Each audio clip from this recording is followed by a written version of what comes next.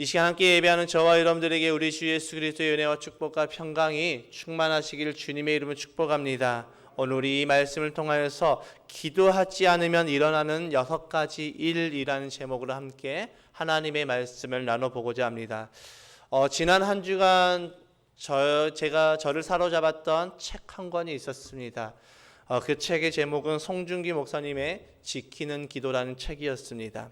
이 책을 읽으면서 참 많은 것을 깨달았고 또 많은 은혜를 받았고 많은 도전을 받았던 시간이었습니다. 그래서 정말 제가 책 읽는 것을 그렇게 좋아하는 편은 아닌데 한 주간 동안 이 책에 푹 빠져들어서 이 책을 정말 많이 읽었던 그런 시간이었습니다. 그러면서 책을 읽으면서 하나님께서 기도에 관하여서 설교를 조금 더 하라는 그런 마음을 주셨고 또 그 마음에 저는 순종하여서 오늘부터 또 2번에 걸쳐서 이제 기도에 관해서 말씀을 더 나누려고 합니다. 지난주 우리가 기도를 해야 되는 그 이유에 대해서 4가지 이유에 대해서 우리가 함께 말씀을 통해서 알아봤습니다. 그것이 첫 번째는 우리는 운명론이 아니라 하나님의 주권을 믿기 때문이고, 두 번째는 성경에서 우리에게 구하라고 말씀하였기 때문에 우리는 기도하는 것이고, 세 번째로 하나님께서 우리에게 응답하시기 때문에 우리는 기도하는 것이고, 마지막 4번째로 예수님께서 우리에게 기도의 본을 보여주셨기 때문에 우리는 기도하는 것이라고 말씀을 드렸습니다. 처음 들었다는 그런 표정으로 이렇게 짓고 있으시면 제가 굉장히 난감해집니다. 지난주에 그렇게 우리가 4가지 말씀을 통해서 들었습니다. 기억이 안 나시는 분은 우리 백학교회 채널에 들어가시면 지난주 설교가 올라와 있기 때문에 한번 또 꼭 들어보시기 바랍니다. 지난주 말씀을 통해서 정말 많은 분들이 도전 받으시는 분들을 저는 볼 수가 있었습니다. 우리가 이번 주가 어제까지 해서 우리가 새벽 예배를 드리지는 않았지만 제가 새벽에 기도하고 있으면 기도하러 오시는 분들을 저는 보게 되었습니다. 너무나도 감사였습니다. 설교자로서 정말 가장 뿌듯한 때가 정말 선포된 말씀을 도전받아서 순종하는 분들을 볼 때 정말 뿌듯하고 가장 보람이 넘치는 것 같습니다. 너무나도 감사했습니다. 그래서 오늘은 우리가 지난주에 우리가 기도를 해야 되는 이유에 대해서 우리가 함께 말씀을 나눴다면, 우리가 기도하지 않게 되면 우리에게 나타나는 6가지의 모습이 어떤 모습인지 함께 말씀을 통해서 나눠보려고 합니다. 우리가 기도를 해야 되는 분명한 이유가 4가지가 있음을 알고 있어도 우리에게 기도는 쉽지가 않습니다. 그래서 기도의 자리에 나가려는 그 마음은 늘 가지고 있지만 결단하여서 기도의 자리로 나아가기는 굉장히 어렵습니다. 이럴 때 우리 마음에 다가오는 한 구절의 성경 말씀이 있죠. 그 말씀을 통해서 우리는 많은 위로를 받습니다. 마음은 원이로되 육신이 연약하다. 우리는 이 말씀으로 많은 위로를 받습니다. 그래, 내가 기도를 하고 싶지만 내 마음은 기도를 하고 싶지만 내 육신이 연약해서 기도하지 못하는 거야 라고 우리는 많은 위로를 받습니다. 그러나 이 말씀을 가지고 우리의 약함을 합리화해서는 안 됩니다. 우리가 이 말씀을 가지고 우리가 자꾸 합리화해서 기도를 하지 않게 되면 우리에게 6가지에 걸쳐서 나타나는 모습들이 있는데 그 오늘 말씀을 통해서 우리는 그 6가지 모습이 어떤 모습인지 함께 나눠보고, 또 나에게 그런 6가지 모습 중에서 어떤 모습들이 있는지 함께 내 신앙을 한번 점검해보는 시간이 되었으면 좋겠습니다. 기도하지 않으면 나타나는 첫 번째 모습은 바로 마음을 지킬 수가 없습니다. 하나님을 향한 마음을 지키지 못한다라는 것입니다. 여러분, 하나님을 향한 마음을 지키지 못하면 가장 두드러지게 나타나는 모습이, 우리 육신의 모습이 무엇일까요? 바로 탈진입니다. 그러니까 지치게 되는 것이죠. 왜일까요? 우리가 기도를 하지 않으면 모든 일을 우리는 내 힘으로 하게 됩니다. 특히 주의 일은 주님께서 공급해 주시는 그 힘으로 해야 되는데, 기도하지 않는 자들이 주의 일을 할 때 내 힘으로 하게 되기 때문에 결국 탈진이 일어나게 됩니다. 하나님 도우심 없이 내 힘으로 하게 되는 그 하나님의 일들은 당연하게 지칠 수밖에 없습니다.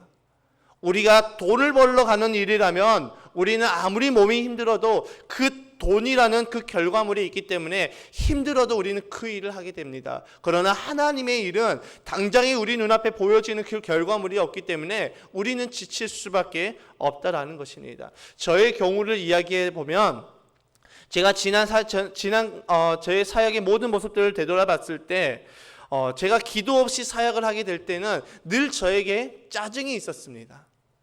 모든 것이 불만이었고 모든 것이 스트레스였습니다. 설교 준비를 하면서도 스트레스를 많이 받았습니다. 그래서 설교 준비하는 것이 자연스럽게 설교 준비에 집중하지 못하면서 자꾸 옆길로 새어나갑니다. 설교 준비를 하겠다라고 하는 이 안전은 있지만 정작 저는 설교 준비를 하는 것이 아니라 인터넷만 주구장창 보고 있는 저의 모습을 보게 됩니다. 그래서 늘 설교 준비가 늦어지고 미뤄지고 그러다 보니까 더 스트레스를 받게 되어지면서 저는 늘 짜증을 많이 냈습니다. 마음을 지키지 못하니 그렇게 사역의 일이 저에게 있어서 더하여질 때, 더 많은 사역들을 감당하게 될 때 저는 자연스럽게 지칠 수밖에 없었습니다.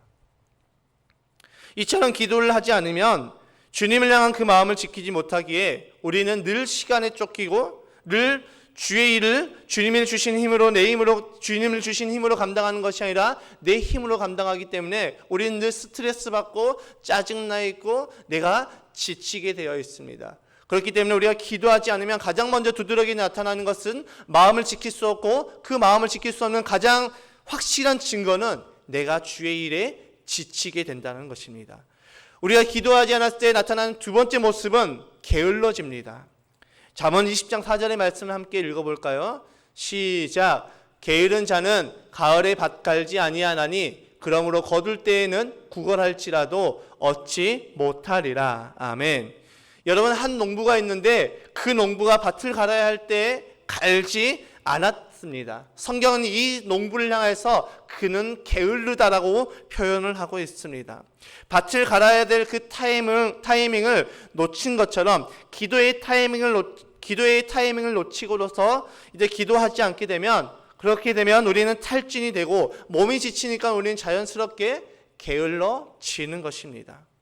아무리 좋은 자동차라고 할지라도 수십억을 호가하는 슈퍼카라고 할지라도 그 차에 기름을 넣지 않으면 그 차는 움직일 수가 없습니다. 왜일까요? 그 차를 움직일 수 있는 에너지가 고갈되었기 때문입니다. 아무리 우리가 하나님의 거룩한 자녀라고 할지라도 우리 안에 에너지가 고갈되어져 버리면 우리는 움직일 수가 없는 것입니다. 에너지가 사라지면 움직이고 싶어도 움직일 수가 없습니다. 우리도 마찬가지입니다.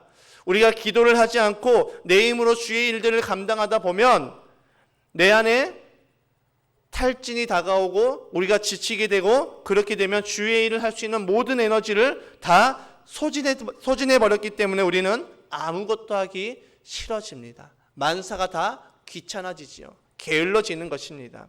문제는 게을러지면 게을러질수록 어떻게 되냐면 더 기도할 수가 없다라는 것입니다. 기도하지 않아서 그렇게 된 것을 알고 있음에도 불구하고 기도의 자리로 나아갈 수가 없습니다. 저의 경험으로 이야기해 보자면 우여곡절 끝에 그 기도의 자리로 나간다 할지라도 자꾸 다른 생각이 들어오더라고요. 내가 기도할 수 없어서 내가 정말 게을러져 있고 지쳐 있는 것을 알고 있어서 내가 기도의 자리로 우여곡절 끝에 나간다 할지라도 기도에 집중하지 못하고 자꾸 다른 생각들이 들어온다는 것입니다. 뉴스가 생각이 나고 요즘 어떻게 세상 전국이 어떻게 돌아가지, 스포츠, 제가 좋아하는 야구, 축구 이런 것들은 결과가 어떻게 되었지, 그런 것들에 계속해서 내 마음을 빼앗긴다라는 것입니다. 요즘으로 따지자면 코로나 전국이 어떻게 돌아가고 있는가, 기도의 자리에 앉아서 하나님께 집중을 하는 것이 아니라 자꾸 세상 것에 우리의 마음을 빼앗긴다라는 것입니다. 그러면서 점점 기도하지 못하고, 그러면서 기도하려고 그 자리에 나갔지만 수만 가지 생각이 들어오면서 결국 기도에 집중하지 못하게 되는 것입니다. 잠언 20장 4절 우리가 방금 읽었던 말씀에 나오는 그 농부가 왜 밭을 갈지 않았을까요? 그 농부는 밭을 가는 일보다 다른 일에 마음을 빼앗겼기 때문입니다. 그래서 밭을 갈아야 될 그 타이밍에 밭을 갈지 못하였습니다. 그의 마지막은 어떻게 되었을까요? 모두가 추수를 하지만 그는 추수할 것이 없어서 그가 구걸하여도 얻지 못한다라고 말하고 있습니다. 그의 인생의 망함을 보여주고 있는 것이지요. 우리는 다 오늘 본문에서 말하는 이 잠언에서 나오는 그 농부는 우리는 다 영적인 농부인 우리를 뜻하는 것입니다. 우리가 기도해야 될 때 그 기도의 타이밍을 놓쳐버리고 기도하지 않게 되면 우리는 마지막 때에 거둬들일 것이 없어서 우리는 망함의 길을 가게 된다라는 것입니다. 우리가 기도가 우리의 기도가 아닌 다른 일에 마음을 빼앗기고 다른 일 때문에 바쁘게 되면 우리의 인생은 그것으로 인해서 망하게 될 수밖에 없다라는 것입니다. 세 번째로 우리가 기도하지 않으면 어떻게 되느냐? 예배와 멀어집니다. 여러분, 이것은 굉장히 심각한 일입니다. 기도하지 않으면 마음을 지킬 수가 없고 또 하나님과 점차 멀어져서 결국 내 예배에는 형식만이 남습니다. 영적 신학자 리처드 포스터에 의하면 기도는 예배와 긴밀한 연결이 있다라고 말하고 있습니다. 그의 말은 이렇습니다. 모든 참된 기도는 예배의 요소가 들어있다. 찬양은 기도가 호흡하는 공기요, 기도가 헤엄치는 바다이다. 여러분, 기도가 없으면 예배와 자연스럽게 멀어질 수밖에 없습니다. 기도가 없으면 예배에 대한 기대감이 없어집니다. 기도가 없으면 예배를 사모하지 않습니다. 형식적으로 나오게 됩니다. 오늘 주일이지, 또 나가야 되겠네. 말씀을 들어도, 찬양을 불러도 예배가 뜨겁지 않습니다. 아니, 말씀 자체를 듣지를 않습니다. 기도가 없으면 말씀을 들을 수가 없다라는 것입니다. 주일이 되면 이렇게 말합니다. 벌써 주일이야? 여기서 이 벌써는 어떤 의미인지 아시죠? 내가 기다리고 기다렸던 그 주일이 드디어 다가왔네, 이런 의미가 아닙니다. 또 주일이야. 엊그저께 예배 드린 것 같은데 또 주일이야. 예배가 지겨워집니다. 주일이 지겨워집니다. 하나님을 향한 그 사모함에서 나타나는 그 벌써가 아니라 지겨움의 벌써로 표현이 되는 것입니다. 여러분, 하나님의 자녀인 저와 여러분이 하나님을 만나는 그 시간이 지겹다라면 얼마나 비극적일까요? 얼마나 비극적인 일입니까? 내 자녀가 나와 함께 있는 그 시간을 지겨워하고 힘들어하고 끔찍하게 여기고 있다라면 얼마나 그 삶이 불행한 일입니까? 그것은 부모들도 불행하고 자녀들에게도 불행한 것입니다. 가족은 뗄래야 뗄 수가 없는데 같이 있는 것이 정말 끔찍하다라면 그 가정만큼 불행한 가정이 어디 있겠습니까? 예배와 멀어지는 것은 굉장히 비극적이고 또 우리에게 위험한 상황을 주는 것입니다. 예배와 멀어진다라는 것은 하나님과의 멀어졌다라는 것을 의미하는 것이고, 하나님의 자녀인 저와 여러분들이 하나님과 멀어지는 그 삶은 비극적인 삶이 우리에게 다가온다라는 것입니다. 우리가 또 기도하지 않으면 우리에게 나타나는 것은 죄에 빠지게 됩니다. 여러분, 왜 죄에 빠질까요? 예배와 멀어지게 되면 그 생겨난 그 틈을 통해서 죄가 우리 삶 가운데 들어오기 때문입니다. 사도 바울은 우리에게 이렇게 교훈하고 있습니다. 에베소서 4장 27절의 말씀을 함께 읽겠습니다. 시작. 마귀에게 틈을 주지 말라. 아멘. 여러분, 마귀에게 틈을 주는 일이 무엇입니까? 하나님과 멀어지는 것을 말합니다. 하나님과 멀어지면 자연스럽게 마귀에게 틈을 보이는 것입니다. 여러분, 기도하지 않으면 예배와 멀어집니다. 예배를 가볍게 여기게 됩니다. 가인과 아벨의 이야기를 잠깐 하겠습니다. 여러분, 가인과 아벨이 하나님 앞에 예배를 드렸습니다. 자신들의 그 첫 소확물로 하나님 앞에 예배를 드렸습니다. 그런데 하나님께서 가인의 예배는 받지 아니하시고 아벨의 예배만 받으셨습니다. 왜 하나님께서 그 예배를 차별적으로 받았을까요? 왜 하나님께서 가인의 예배를 받지 아니하시고 아벨의 예배만 받으셨을까요? 히브리서 11장 4절의 말씀을 빌려서 말하면 아벨은 자신의 그 예배를 믿음으로 드렸고 가인은 믿음으로 드리지 않았다라고 말씀하고 있습니다. 그렇기 때문에 하나님께서 아벨의 예배만 받으신 것입니다. 즉, 가인은 예배와 멀어진 상태였습니다. 똑같은 형식을 가지고 하나님 앞에 예배를 드렸지만 아벨에게는 믿음이 있었고 가인에게는 믿음이 없었다라는 것입니다. 가인에게는 예배의 형식만이 남아 있었다라는 것입니다. 여러분, 그 결과가 어떻게 되었습니까? 가인이 아벨을 죽이게 되는 일이 발생하게 되죠.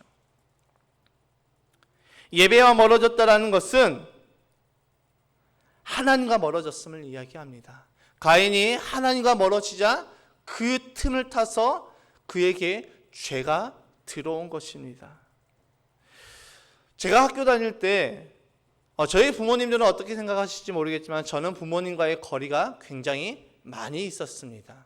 왜냐하면 저는 학교가 끝나면 집에 들어와서 문을 닫고 늘 컴퓨터만 했습니다. 그렇게 부모님과의 같이 보내는 시간들이 적어졌기 때문에 저는 부모님과 함께 있는 시간이 조금은 불편했습니다. 저희 부모님들은 어떻게 생각하실지 모르겠지만 저에게 있어서는 조금 불편한 시간들이었습니다. 그러니까 제가 문을 닫고 늘 컴퓨터하고 부모님과 이야기하지 않고 자꾸 멀어지니까 부모님과 자꾸 자연스럽게 멀어져 가는 것을 느꼈습니다. 여러분, 멀리하면 멀어질수록 우리는 멀어질 수밖에 없습니다. 반대로 가까이 하게 되면 어떻게 될까요? 가까워지는 것이지요. 그것은 성경에도 분명하게 기록되어 있습니다. 야고보서 4장 8절의 말씀을 함께 읽어보겠습니다. 시작. 하나님을 가까이 하라. 그리하면 너희를 가까이 하시리라. 죄인들아, 손을 깨끗이 하라. 두 마음을 품은 자들아, 마음을 성결하게 하라. 아멘. 여러분, 우리가 친하게 지내고 싶은 사람이 있으면 우리는 어떻게 합니까? 그 사람과 자꾸 가까이 하게 되는 것이죠. 친하게 지내고 싶은 사람과 자꾸 멀어지면 아무리 내 마음은 친하게 지내고 싶어도 가까이 질 수가 없습니다. 가까이 해야 되는 것입니다. 자꾸 만나고 자꾸 대화를 해야 됩니다. 그래야지 가까워질 수가 있습니다. 제 이야기를 잠시 한 번 더 해보겠습니다. 저와 제 아내는 서로 처음 만났을 때 첫인상이 정말 별로였습니다. 저도 제 아내를 딱 바라보면서 이랬고 제 아내도 저를 바라보면서 이랬습니다. 여러분, 제가 말한 이 어는 어떤 반응인지 아시겠죠? 뭐 저런 사람이 있지? 이런 반응이었습니다. 제 아내도 저를 바라보면서 뭐 사역자가 저래? 왜 사역자가 저래? 이런 반응이었습니다. 그런데 서로 정말 첫인상이 좋지 않았고 서로 정말 친해질 수 없는 그런 상황에서 저와 저 아내는 결혼을 하게 됐습니다. 어떻게 이것이 가능해졌을까요? 그때 제 이야기를 잠깐 해드리겠습니다. 제가 2012년 7월에 제가 이곳 백합교회로 부임을 해왔고, 이제 교회가 이제 조금 성탄절을 기점으로 해서 많은 것들을 변화시키려는 그런 모습이 보였습니다. 그래서 성탄절 때 이제 앞에 커튼을 다 떼버리고, 기억나실 것입니다. 대형 그 현수막을 출력해가지고 거기다 달아놨습니다. 이제 목사님께서 이제 그것들이 너무 좋아서 이제 봄이 되니까 봄에 맞게 또 하나를 한번 제작해 보라고 말씀하셨습니다. 그때 이제 다른 청년들은 다 일을 하고 있었는데 제 아내만 그때 잠시 일을 쉬고 있었고, 그래서 제가 제 아내를 불러서 같이 이것을 좀 골라봅시다라고 해서 같이 일을 했습니다. 그래서 늘 같이 모여서 함께 교회 일을 하고, 이제 교회 일을 하다 보면 배가 고프니까 밥을 먹고 또 다시 일을 하고 이야기하다 보니까 자연스럽게 친해져서 결국 우리는 결혼하게 되었습니다. 처음에 아무리 첫인상이 별로였어도 자꾸 가까워지니까 친해지고 관계가 쌓여지고 결혼하게 되었습니다. 여러분, 하나님과의 관계도 마찬가지입니다. 내가 하나님을 가까이 하면 우리는 하나님과 가까워지고 죄와 멀어집니다. 반면에 내가 죄를 가까이 하게 되면, 하나님을 멀리하게 되면 우리는 하나님과 멀어지고 죄와 가까이 되는 것입니다. 제가 제 부모님 밑에 있을 때 늘 방문을 닫고 저 혼자의 시간을 보내니까 저 혼자서 제 부모님과의 그 시간이 어색해졌지만, 반대로 제가 저 첫인상은 정말 별로였지만 계속해서 만나서 이야기하고 밥을 먹고 또 함께 일을 하면서 가까워지고 결국은 하나님께서 맺어주신 그 결혼이라는 그 제도를 통해서 믿음의 한 과정을 이루게 되는 것처럼, 우리가 어떻게 하느냐, 내가 하나님과 가까워지면 죄는 우리에게서 멀어질 수밖에 없지만, 내가 기도하지 않고 하나님과 멀어지게 되면 결국 죄와 가까이 되어서 우리는 죄에 빠질 수밖에 없다라는 것입니다. 그리고 다섯 번째로, 우리가 기도하지 않으면 우리는 교만해지게 됩니다. 성경은 교만에 관해서 심각하게 우리에게 경고를 하고 있죠. 수많은 부분에서 교만에 관해서 다루고 있습니다. 그 중에서 대표적인 것을 뽑자면 잠언 16장 18절의 말씀을 뽑을 수가 있습니다. 함께 읽어보겠습니다. 시작. 교만은 패망의 선봉이요 거만한 마음에 넘어짐의 앞잡이니라. 아멘. 여러분, 죄를 불이라고 말을 한다면 그 불을 태우는 장작은 바로 교만인 것입니다. 예배는 하나님을 높이는 행위입니다. 우리 인간에게 있어서 하나님을 가장 높일 수 있는 그 행위가 바로 예배인 것이죠. 그런데 예배를 소홀히 여김으로 하나님을 높이지 않는 것은 결국 그 자리에 하나님이 아니라 내가 서 있음을 의미하는 것입니다. 성경은 하나님을 자리를 차지하는 그 모든 것이 우상이라고 말하고 있습니다. 그리고 그 우상을 그냥 내버려 두는 사람들 향해서 우상을 숭배하는 자라고 말씀하고 있습니다.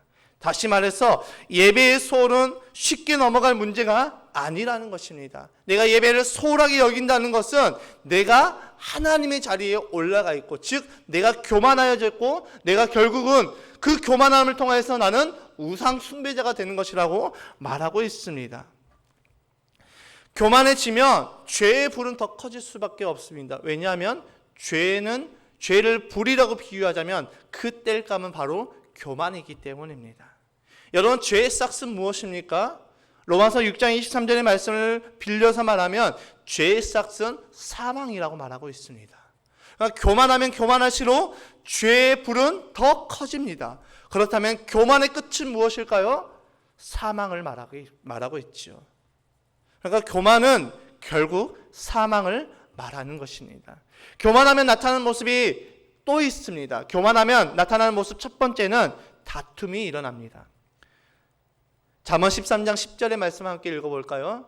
시작. 교만에서는 다툼만 일어날 뿐이라 권면을 듣는 자는 지혜가 있느니라. 아멘. 교만에서는 어떤 것이 일어난다고 말씀하고 있습니까? 다툼만 일어난다고 말하고 있습니다. 여러분, 교만한 사람은 어디에 가든 트러블 메이커의 역할을 합니다. 교만한 사람은 어디에 가든 늘 많은 사람들과 부딪힙니다.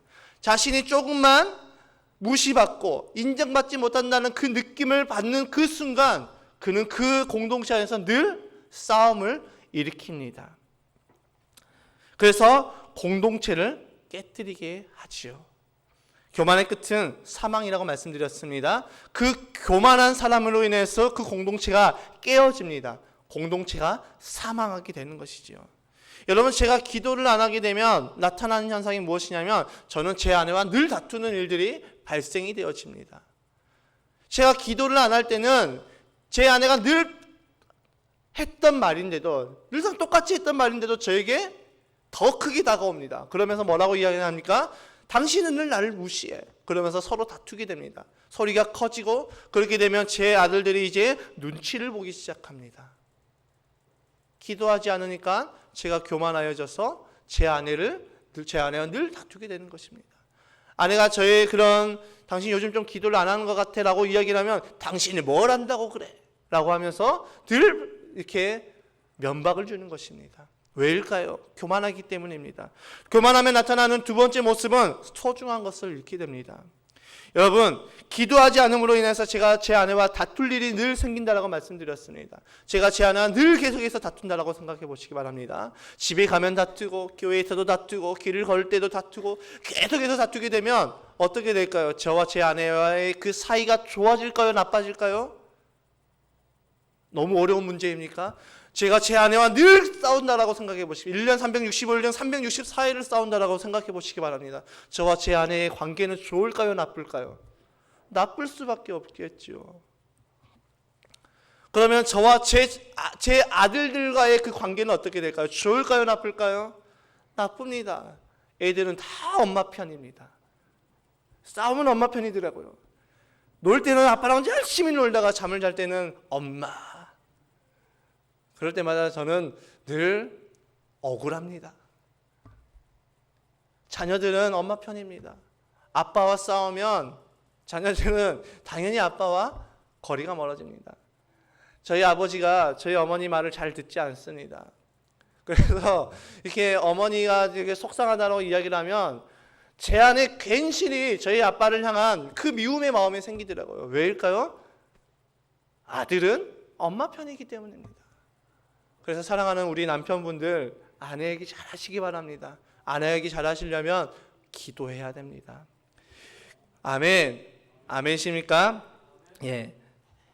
여러분, 자녀들과 사이가 멀어지고 아내와의 사이가 멀어지면 제가 굳이 구체적으로 말하지 않아도 그 가정이 어떻게 될지는 이미 사회적으로 수많은 사례들을 보여줬기 때문에 우리는 다 너무나도 명확하게 잘 알게 되어 있습니다. 계속해서 싸우는 가정은 깨질 수밖에 없습니다. 계속해서 싸우는 가정은 상처받을 수밖에 없습니다. 여러분, 가정만 그럴까요? 공동체도 마찬가지입니다. 믿음의 공동체라는 그 교회도 교만이 틈타기 시작하면 공동체 안에서 자꾸 다툼이 일어나게 되어집니다. 그러면 그 교회는 깨질 수밖에 없습니다. 생각해 보시기 바랍니다. 모일 때마다 교회가 싸운다라고 생각해 보시기 바랍니다. 성도들이 모일 때마다 서로 욕하고 서로 정죄하고 서로 손가락질하고 서로 지적하고 싸운다라고 생각해 보시기 바랍니다. 그 교회가 얼마나 비극이겠습니까? 그 교회는 깨질 수밖에 없습니다. 그 교회는 무너질 수밖에 없습니다. 실제적으로 그런 교회가 있었습니다. 모여서 한바탕 싸우지 않으면 싸워야지 예배가 시작된다라고 했던 교회가 있었습니다. 그 교회는 결국 깨졌고 그 교회는 다른 교단으로 넘어가게 되어졌습니다. 여러분, 교만한 사람이 소중한 것을 잃는다고 했는데 이것은 사람과의 관계만 이루어질까요? 아닙니다. 우리 인생 가운데, 우리 삶 가운데 필요한 많은 것들을 잃어버리기도 합니다. 대표적인 케이스로 저는 물질을 예를 들어보겠습니다. 우리가 이 땅 가운데 살아가면서 가장 필요한 것이 가장 중요하다고 생각한 것을 뽑으라고 한다면 10중 8구는 이 돈을 선택할 것입니다. 여러분, 돈이 있으면 세상은 참 편합니다. 돈이 행복의 지수를 우리가 결정하지는 않지만 돈이 있으면 편안해집니다. 필요한 모든 것을 다 가질 수가 있습니다. 그래서 많은 사람들이 이 돈을 굉장히 소중하게 여기지요. 그런데 교만하면 이 물질을 잃어버린 일들이 나타나게 됩니다. 여러분, 저는 운전에 굉장히 자신이 있었습니다. 대리운전 경험도 있었고 주변에서 수많은 사람들이 야, 목사님 진짜 운전 잘하세요 이런 이야기를 들으니까 저의 어깨는 뽕이 이빠만큼 올라가 있었겠죠. 저희 어깨는 늘 올라가 있었습니다. 운전할 때 늘 자신 있게 운전했습니다. 지난 월요일 이제 교회를 출근하면서 잠시 어디를 들렸다 와야 돼서 들렸다가 이제 교회를 딱 들어오는데 바퀴 쪽에서 뭔가가 탁 부딪히는 소리가 들렸습니다. 깜짝 놀라서 제가 딱 뒤를 돌아보니까 주차되어 있는 차가 한 대가 보였고 그 차는 벤츠였습니다. 야, 하필 벤츠라니, 야, 하필 외제차라니, 정말 눈앞이 깜깜해지더라고요. 그래서 내려서 이제 상황을 보는데 이 번호판 쪽이 이렇게 탈착되어 있는 것을 볼 수가 있었습니다. 그래서 어떻게 할까? 저도 사람인지라 고민을 했습니다. 그냥 갈까라는 그런 고민을 했지만 잠시 정신을 차리고 이제 핸드폰을 가져와서 그 차 이제 번호를 차 주인에게 전화하려고 이제 보고 있는데 때마침 차 주인이 거기에 딱 도착했습니다. 그러면서 이제 제가 접촉 사고가 났다라고 이제 경위를 말씀드리고 이제 보험사에 연락을 하고 보험을 접수를 하고 이제 그분에게 사진을 잠깐 찍어야 되니까 잠시만 기다려 주세요라고 하고 이제 사진을 찍고 있는데 그분이 여자분이었는데 남편과 통화를 하더니 저에게 전화기를 건네주는 것입니다. 그래서 전화를 받는데 그 남편이 대뜸 화를 내면서 왜 바쁜 사람 못 가게 잡아두냐면서 조그만 실기스만 있어도 싹 다 갈아버리겠다라고 엄포를 놓는 것입니다. 예, 굉장히 당황스러웠지요. 그래서 이제 그분을 이제 보내드리고 저는 많은 생각이 들었습니다.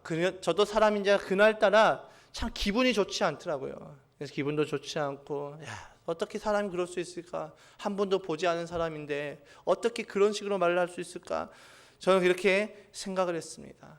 여러분, 제가 운전을 잘한다라는 그 생각에 늘 저는 교만해져 있었습니다. 그러다 이번에 제대로 한번 큰 코를 다치게 됐죠. 이것만 있을까요? 건강에 자신 있는 사람은 아무리 주변에 의사나 아무리 전문가들이 말을 해도 내 몸 내가 알지 그러면서 큰 소리 뻥뻥 치다가 결국 건강을 잃게 되고 생명을 잃게 되는 것입니다. 여러분, 교만하면 이처럼 수많은 소중한 것들을 잃게 되어집니다. 교만하면 나타나는 세 번째 모습은 바로 심판을 받게 됩니다.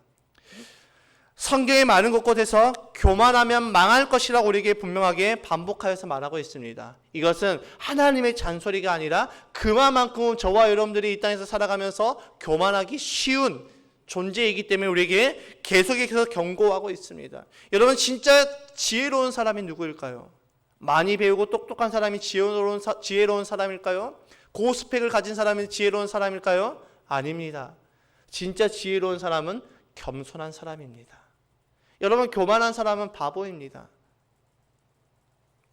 진짜 바보는 교만한 사람입니다. 아니, 다시 한번 우리가 이것을 정정해 보면 교만하면 바보가 되는 것입니다. 왜일까요?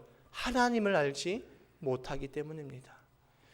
이 세상에서 수많은 말들 중에서 제가 뽑는 가장 어리석은 말이 있다라면 천상천하 유아 독존이라는 말입니다.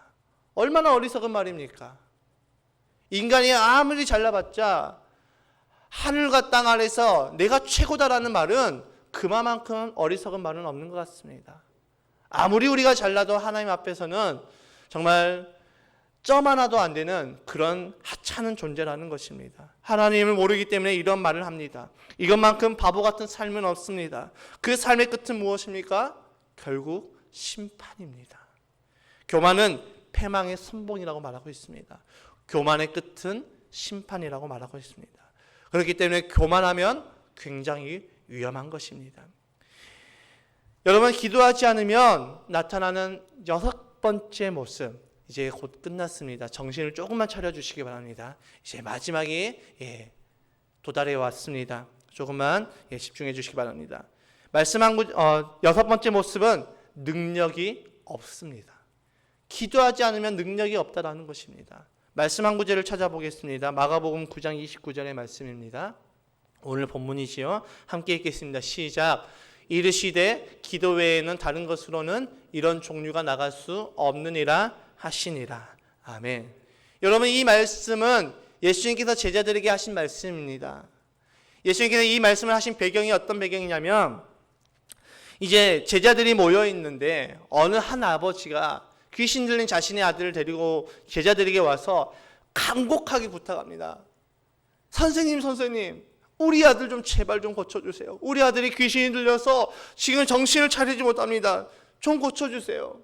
이렇게 간곡하게 매달렸을 때 제자들이 어떻게 했을까요? 처음엔 좀 어깨를 좀 펴고, 우리가 누구인지를 알구나라고 하면서 이제 예수님께서 귀신을 쫓아냈을 때 했던 그 모습들을 그대로 보고 배웠기 때문에 그들은 따라했을 것입니다.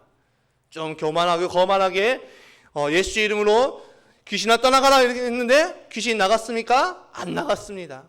아무리 애를 쓰고 아무리 발버둥 쳐도 귀신이 나갈 생각을 안 합니다. 그때 때마침 예수님이 그 옆을 지나갑니다. 그 예수님을 발견한 그 아버지가 이제 예수님께로 달려들어서 이제 예수님께 도움을 구합니다. 마가복음 9장 18절의 말씀 함께 읽겠습니다. 시작. 귀신이 어디서든지 그를 잡으면 거꾸러져 거품을 흘리며 이를 갈며 그리고 파리해지는지라. 내가 선생님의 제자들에게 내쫓아 달라 하였으나 그들이 능히 하지 못하더이다. 여러분, 이 말씀을 정말 그 아버지의 그 감정을 넣어서 읽으면 선생님, 내가 선생님의 그 제자들에게 내가 우리 아이를 데리고 왔는데 아무리 애를 써도 우리 아이들의 귀신이 나가지가 않아요. 선생님, 제발 좀 도와주세요. 선생님, 우리 아이에 있는 그 귀신 좀 제발 좀 내쫓아 주세요. 이렇게 간곡하게 부탁하고 있는 것입니다. 예수님이 어떻게 했을까요? 단번에 그 아들을 고치십니다. 마가복음 9장 25절과 26절의 말씀 함께 읽겠습니다. 시작. 예수께서 무리가 달려와 모이는 것을 보시고 그 더러운 귀신을 꾸짖어 이르시되 말 못하고 못 듣는 귀신아, 내가 내게 명하노니 그 아이에게서 나오고 다시 들어가지 말라 하시매 귀신이 소리 지르며 아이로 심히 경련을 일으키게 하고 나가니 그 아이가 죽은 것 같이 되어 많은 사람이 말하기를 죽었다 하나 예수께서 그 손을 잡아 일으키시니 이에 일어서니라. 아멘. 여러분, 이 사건을 보게 된 모든 사람이 다 놀랐습니다. 다 놀라 자빠졌습니다. 제자들도 놀라 자빠졌습니다. 그리고 사람들이 이제 다 떠나가고 제자들이 이제 예수님께 살며시 다가와서 묻습니다. 선생님, 우리도 선생님처럼 똑같이 했는데 왜 우리가 했을 때는 귀신이 안 나갔을까요?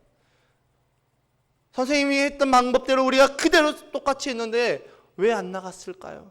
그때 하셨던 말씀이 오늘 본문의 말씀, 이르시되 기도 외에는 이러한 종류가 나갈 수 없다라고 말씀하신 것입니다. 예수님은 제자들 향해서 팩폭을 날리십니다. 야, 너희들이 귀신을 못 쫓아내는 것은 너희가 기도하지 않았기 때문이야 라고 말을 합니다. 여러분, 기도하지 않았기 때문에 그들에게 기도의 능력이 나타날 수가 없었습니다. 아무리 예수님의 옆에서 예수님 따라다니며 귀신을 쫓아내는 그런 이적들을 바라보면서 야, 우리도 저렇게 하면 되겠구나 라고 해서 똑같이 했지만 귀신이 나가지 않았습니다. 그 이유는 무엇입니까? 그들이 기도하지 않았기 때문입니다. 기도하지 않으면 우리 삶 가운데 기도의 능력이 나타날 수가 없습니다. 이미 하늘의 아버지, 우리 하나님 아버지께서 우리 모두에게 기도의 능력을 주셨습니다. 그런데 우리 삶 가운데 대해서 왜 기도의 능력이 나타나지 않습니까? 우리가 기도하지 않았기 때문에 기도의 능력을 사용할 수가 없는 것입니다. 기도할 때 우리는 기도의 능력을 사용할 수가 있습니다. 말씀을 정리합니다. 여러분, 오늘 우리는 기도하지 않으면 나타나는 6가지 모습을 함께 살펴보았습니다. 첫 번째는 마음을 지키지 못하는 것이고, 두 번째는 게을러지는 것이고, 세 번째는 예배와 멀어지게 되는 것이고, 네 번째는 죄에 빠지게 되는 것이고, 다섯 번째는 교만해지며, 여섯 번째는 능력이 없어지는 것입니다. 여러분, 지난 월요일 날 제가 이 벤츠와의 그 접촉 사고 이후에 많은 생각이 들었습니다. 그 많은 생각 끝에 결론이 나왔는데 그 결론이 무엇이었냐면, 하나님이 지금 나에게 기도하라는 사인이구나 라고 해서 그 다음날 새벽에 나와서 하나님 앞에 기도하였습니다. 그리고 하나님께 회개하였습니다. 하나님, 기도하지 않았던 나의 죄를 용서하여 주셔서, 기도 없이 사역을 감당했던 내 죄를 용서하여 주셔서, 주님 앞에 기도하지 않았던 나의 모든 죄를 용서하여 주셔서, 그렇게 회개 기도 끝에 하나님께서 나의 기도를 어떻게 변화시켜 주셨냐면 감사의 기도로 변화시켜 주셨습니다. 하나님, 그 사건을 통해서 내가 기도할 수 있게 하여 주심을 감사합니다. 그리고 이제 수요일이 되어서 보험사 직원에게 드디어 연락이 왔습니다. 얼마나 긴장이 됐을까요? 수백만 원 나오면 어떻게 하지? 이 벤츠 외제차는 이 앞에 범퍼만 바꿔도 150만 원, 200만 원 든다는데, 그럼 어떻게 해야 되지? 벌벌 떨면서 막 그 긴장된 마음으로 전화를 받는데 보험사가 이렇게 말합니다. 선생님, 범퍼에는 아무 이상이 없고 번호판에만 좀 교체를 해야 될 것 같습니다. 수리 비용은 8만 원입니다. 아멘. 3일간 제 심장을 쫄깃했던 그 사건이 이제 끝이 났습니다. 돈 8만 원에 끝이 났습니다. 그래서 제가 제 아내에게 말했습니다. 제가 이제 그 즉시 그러면서 선생님, 이거는 보험 처리로는 안 될 것 같고 그냥 개인으로 처리하십시오라고 해서 예, 알겠습니다 하고 바로 8만 원을 보내고 나서 제가 제 아내에게 이렇게 말했습니다. 야, 그 사람 얼마나 창피할까. 돈 8만 원 때문에 그렇게 역정내면서 화를 냈는데, 야, 얼마나 창피할까. 예. 여러분, 기도하지 않으면 우리에게 정말 내가 예기치 못한 사고들이 일어납니다. 기도하지 않으면 이 6가지 모습들이 우리 삶 가운데 나타나게 되어 있습니다. 여러분, 오늘 선포된 말씀을 통해서 나에게는 어떤 모습이 나타나고 있는지 한번 점검해 보셨습니까? 이 6가지 모습 중에서 나와 동일된 모습들이 있다면 하나님 오늘 이 말씀을 통해서 우리에게 분명하게 말씀하고 있는 것입니다. 야, 너 기도해라. 여러분, 이 말씀에, 하나님의 이 음성에 우리가 순종하며 나아갑시다. 그리고 기도합시다. 아멘. 여러분, 기도할 때 기도의 능력이 우리 삶 가운데 나타나게 되어 있습니다. 우리가 기도할 때 하나님의 기도의 능력이 우리 삶 가운데 역사하여 주십니다. 그렇다면 우리는 어떻게 기도할 수 있을까요? 목사님, 어떻게 해야지 우리가 기도할 수 있어요? 라고라는 질문이 생길 것입니다. 안 생기셨습니까? 기도하지 않으면 우리가 기도해야 될 그 이유를 우리가 분명하게 들었고, 기도하지 않으면 나타난 6가지 모습을 우리가 들었는데, 그렇다면 우리는 어떻게 기도해야 됩니까? 어떻게 하지 우리는 기도할 수 있을까요? 그 질문의 답은 제가 다음 설교 때 말씀드리겠습니다.